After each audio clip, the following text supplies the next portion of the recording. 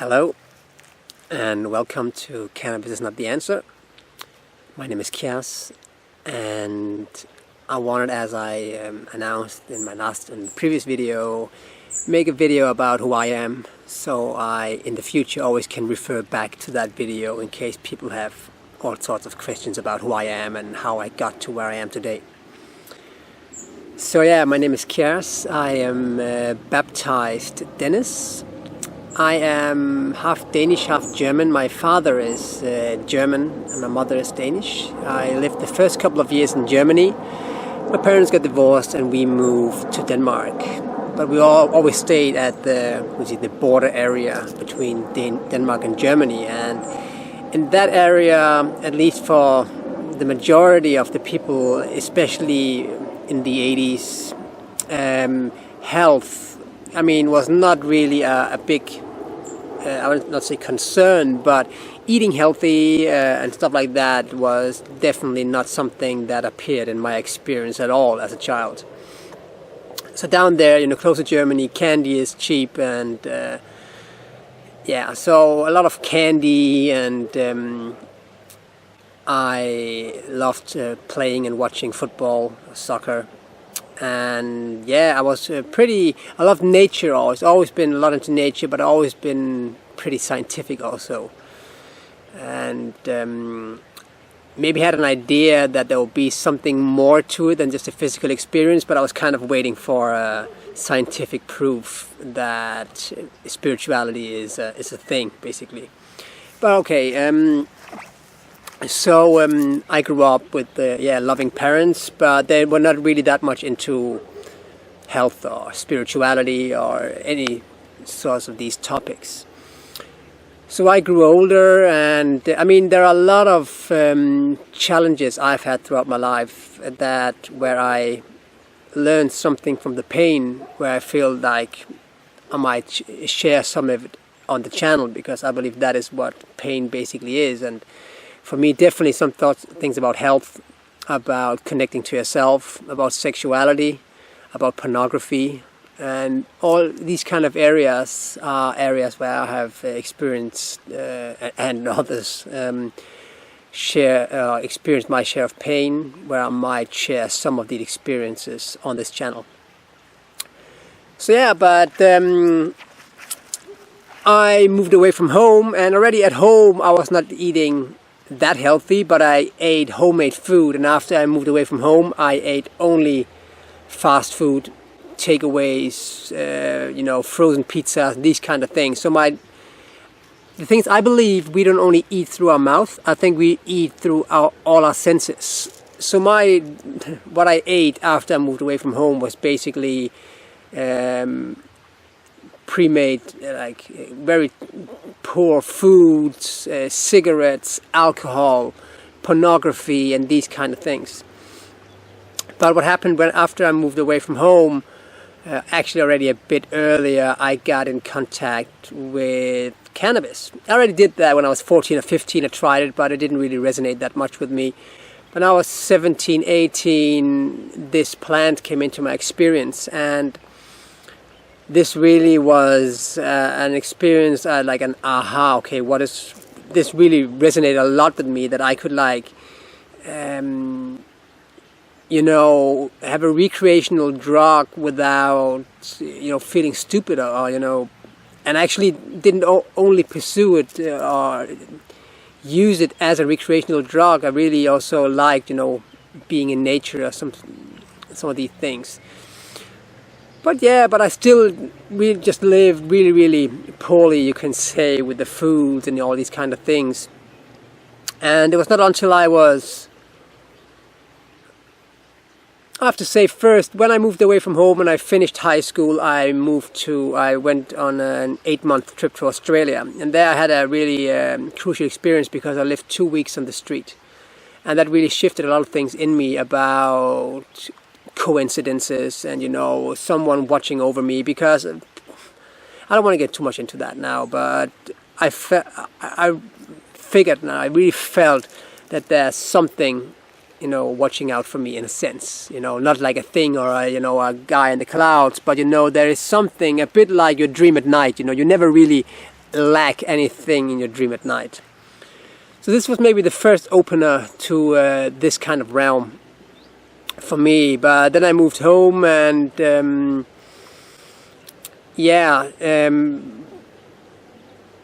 shifted. I've always felt that I was not like the others. I've sometimes tried to get along, watching football together, or joining this hip hop, But I always, within this community, always different than the others. And this has just been a theme in my life, that I've always been an outsider on the inside, basically. But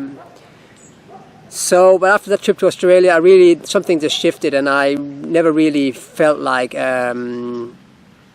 safe in a group, or I was just on my own. But it was not until I got into my depression and got through that. I mean, I believe depression is one of the greatest gifts you can receive if you know how to open it. I think it really, really helps you. It magnifies the areas in your life where you're holding on to something that drags you down or that drains you, and the pain will get bigger and bigger, and you will really, in the end, feel so disconnected from yourself, because you are all about out here what you're holding on to, instead of being in here and being free with yourself, basically. So in the beginning, I had no clue what the fuck was going on. I mean, I just felt, I had no idea what was going on. If I had a hash psychosis, or if I was schizophrenia, or I had no idea what to put into Google, because I was just disconnected, and I had no idea where to go. And this was, again, me just being on my own. I didn't know anything about other spiritual people, or people eating healthy, or people doing any of these things, All of a sudden, I was just,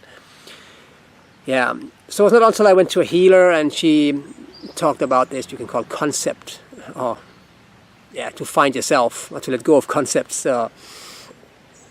that I kind of, found out, okay, this is not something that's happening to me, it's something that happens for me. So, but, and in that depression also, I one day felt like a lump on my close to my anus, or what do you call it, the intestines, kind of a thing. So I was really like, fuck, this might be cancer, man. And I went to the doctor, and I remember this was again one of these moments where you are just,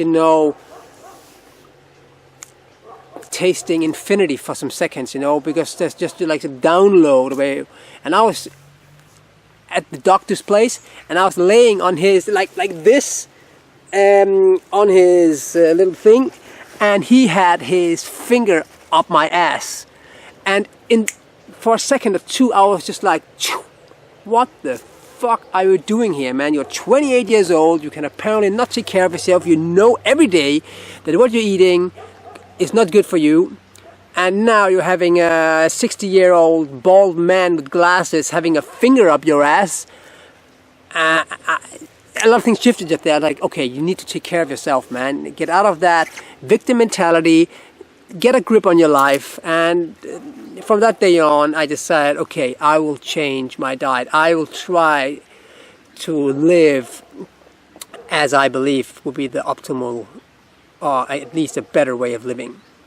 So that day I changed a lot of things in my diet, and I've changed a lot since. But then I decided, okay, I want to move away from animal products. I want to start making my own food, because I was 28 years old, and I think I've had a pan in my hand once or twice. I never, ever made food. I mean, for me, it was a waste of valuable PlayStation time, basically, or, finding new hip-hop music, or watching football, or something like that, what I, at that time, pursued, thought was more relevant to my experience.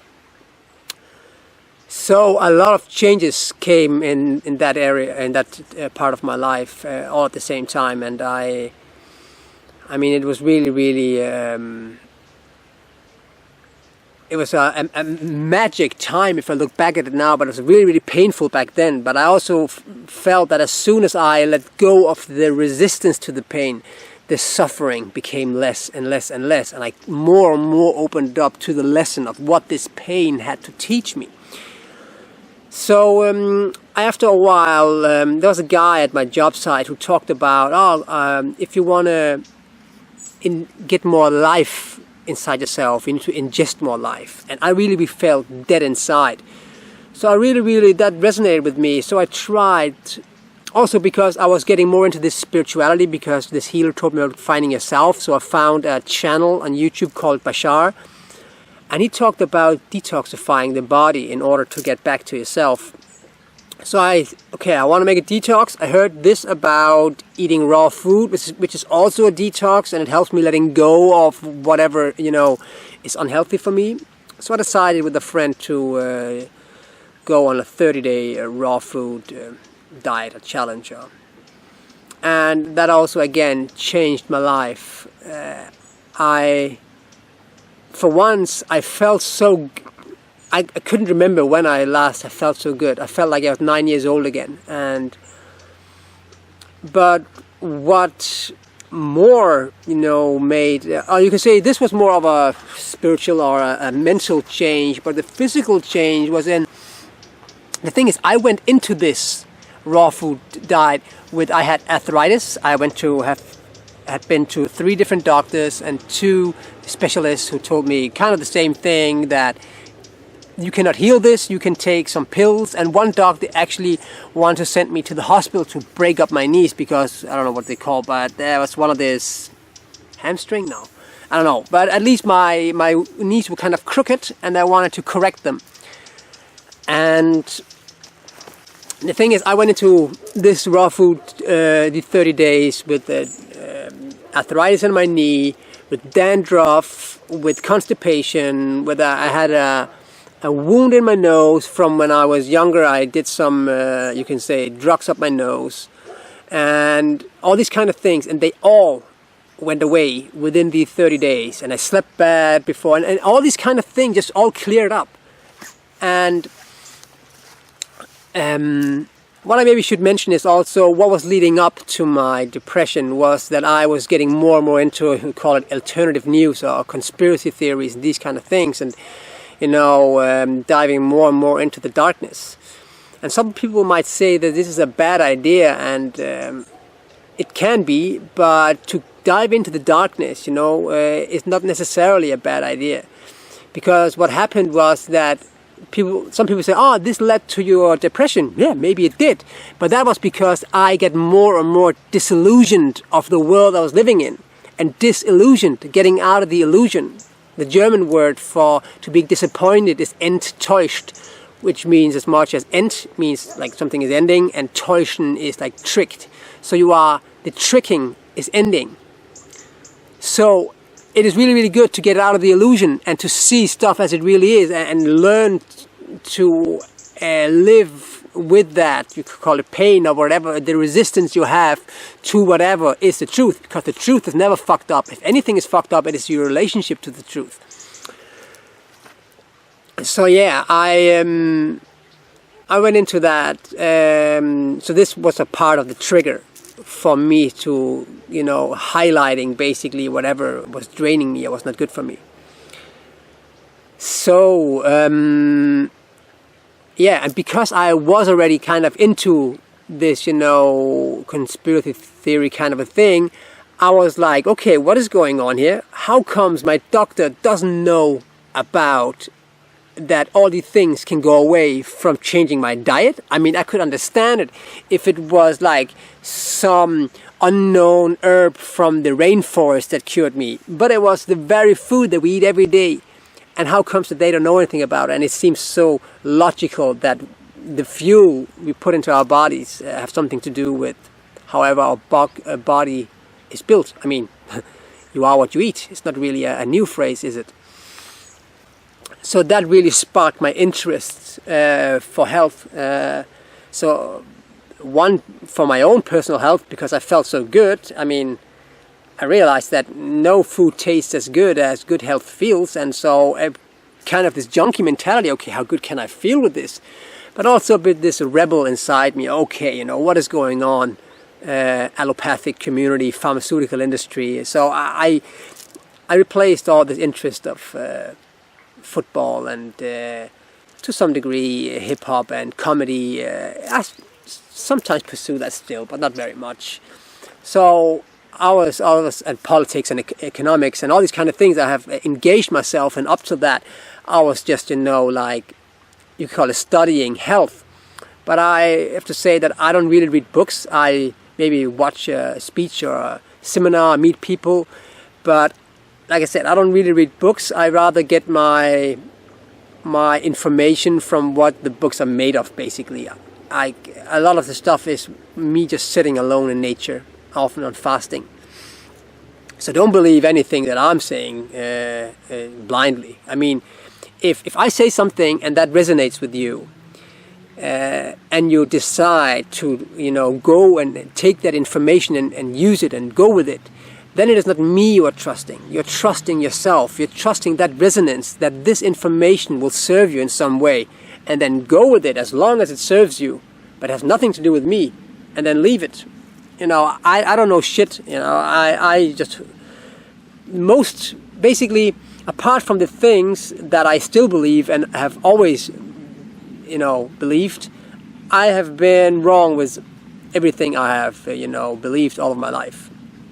So I basically am not the one to trust blindly, but if what I say is something that resonates with you, then go with it, or research it further on the internet, how much confirmation you need in order to believe something.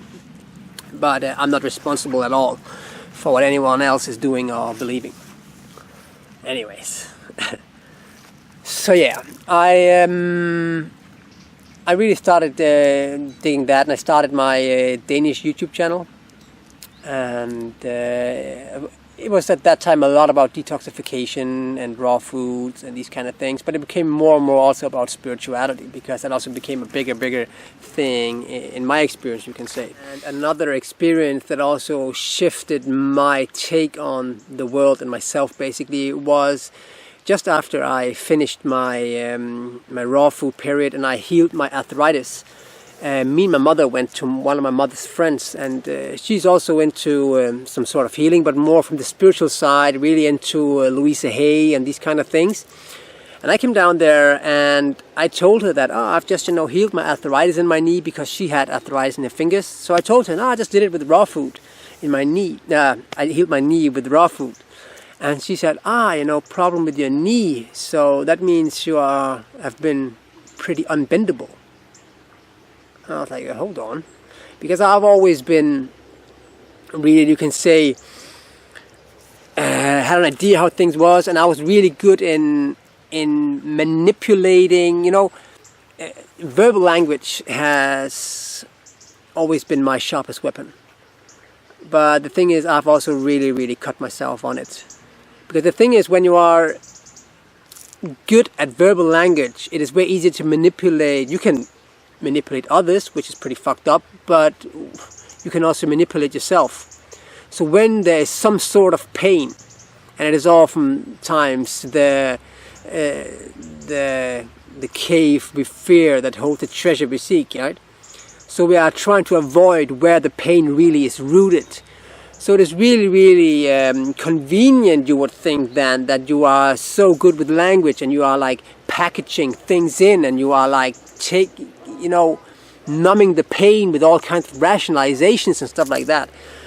So I've always been pretty good with that, and people often said that I should become a lawyer and all these kind of things. So this helped me to be unbendable, because I could still hold on to what I believe was the right thing, just by manipulating myself and others. But the thing is, on my raw food diet, on these 30 days, I really softened up to that I might not have all the answers, and maybe I am wrong, and all these kind of things. So that happened on my raw food diet. So I was sitting there on her couch, and I was like, okay, what is going on here? Have I healed my knee because of raw foods and the detoxification? Or have I healed my knee because I've become more bendable? And this actually opened me up to the spiritual aspect, or let's say how connected the physical and the spiritual are. Yeah. So this was also somewhat of a crucial experience for me in order to open up to another side of what health truly is. And I have ever since that been piecing this puzzle together of what is going on here, what affects what, and how are things connected.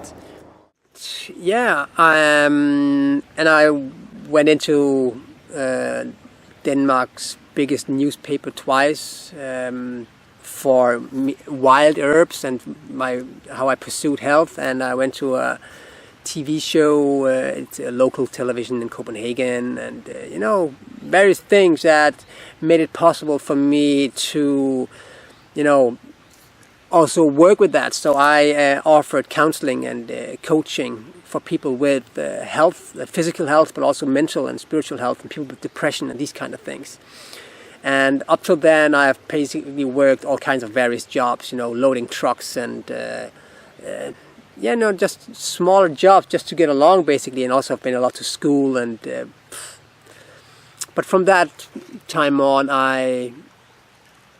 I started working with that, and I survived. I mean, I was not like making a lot of money, but I got along, so that was really nice. And yeah, so what would be the next thing that happened? Another milestone, you can say, was that after a while, some of these things were happening.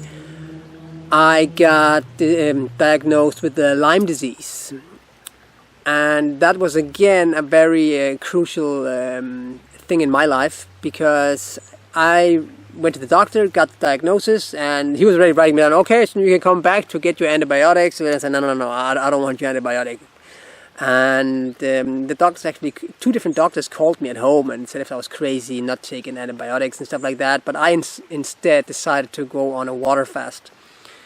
So I took a 2-week water fast, and for me a 2-week water fast is way more, going deep than it is for most other people, because I am really skinny, and I've always been very skinny, even as a child, and that, I believe that comes down to that I have never really, you can say, been very physical, but I've also never really that much felt as a citizen of the earth, you can say, and I've always been up, I've never really basically landed on the earth, to live, really here, so I never really engaged that much in this physical life. So I've always more, had these kind of, call it, downloads, and been out in nature alone, and writing a lot of stuff down, and yeah, so I've always been really skinny. So for me, after the 2 weeks on my water fast, I already lost my voice and kind of things, but I got really, really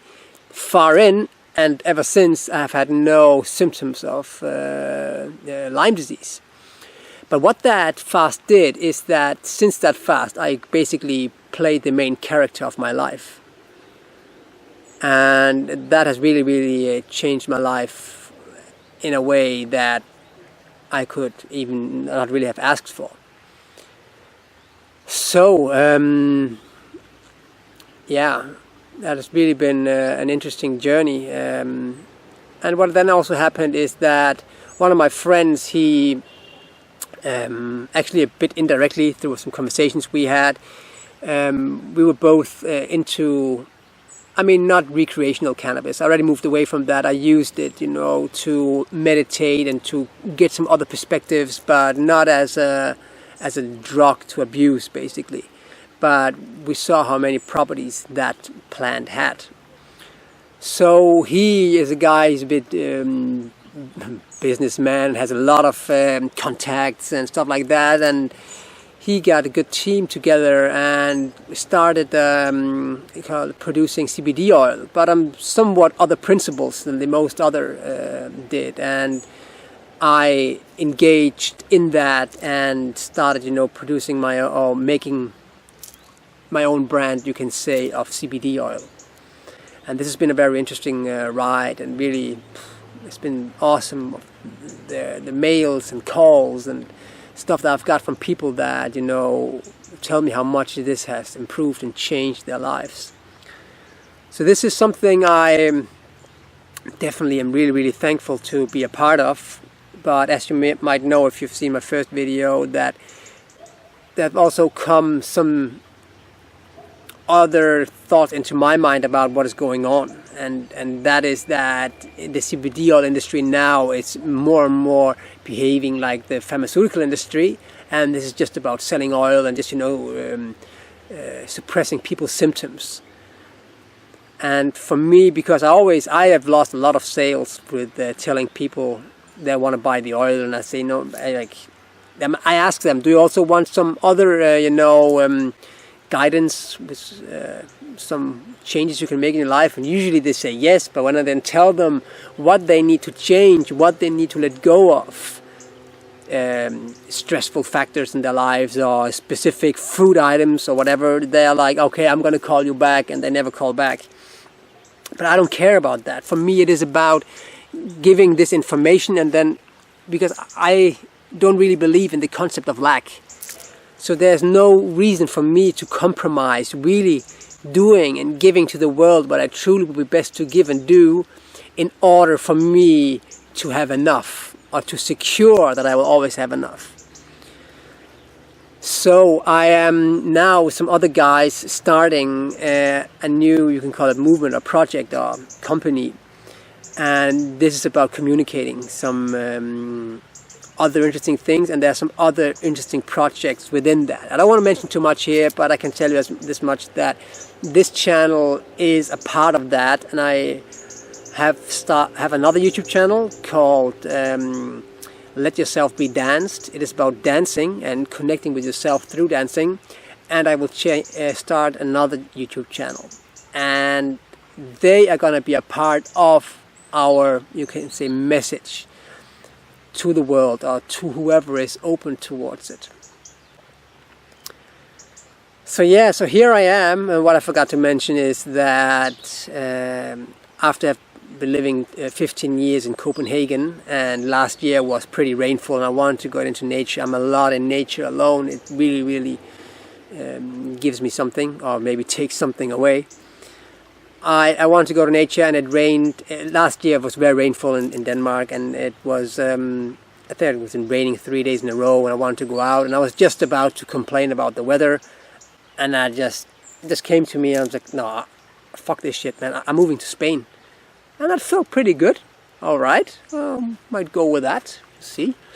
And I bought the ticket, and like 2 months later, I was standing in the airport, and okay, I'm actually doing it. I'm moving to Spain. I mean, I can always move back home if you want to see linear about it. Denmark, Spain, today, tomorrow, and all these kind of things. So I really like to live, you can say that, from that kind of freedom. I'm just following what feels as the right thing to do. So now I've lived in Spain for a year, and I really, really enjoy that. And yeah, and I'm in Denmark somewhat of the year also, and we'll see what's going to happen. But for now, this was a little information about who I am and why I am where I am today. So I thank you for your time. Take it easy, and peace.